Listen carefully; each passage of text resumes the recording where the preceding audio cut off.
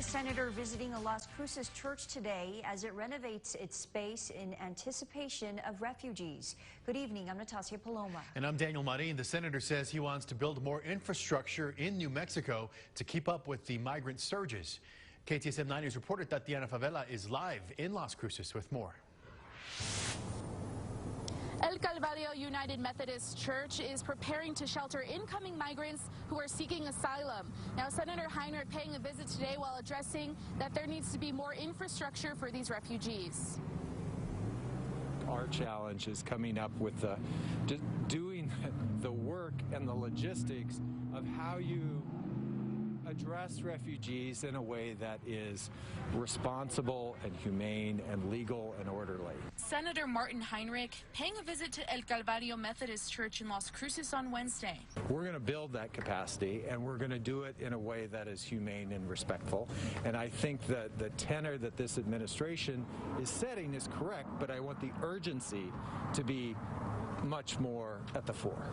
He recently secured $110 million for the Federal Emergency Management Agency and Emergency Food and Shelter Program. This funding is included in the American Rescue Plan in efforts of supporting local non-governmental organizations shelter and provide care for migrants at the southern border. We're trying to build up the infrastructure. We have a group here that's committed long-term to doing that.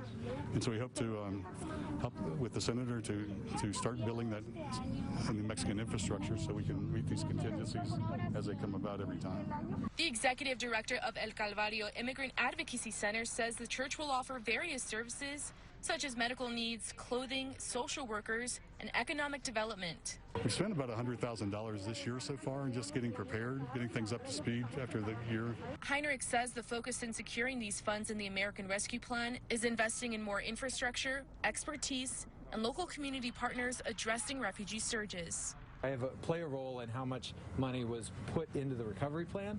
The process of giving out those grants is not in my control specifically, but the language that we included was tailored for this kind of response.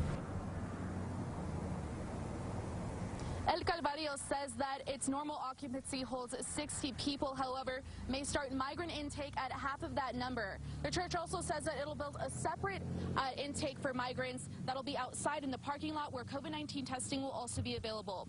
Live in Las Cruces, Tatiana Favela, KTSM 9 News.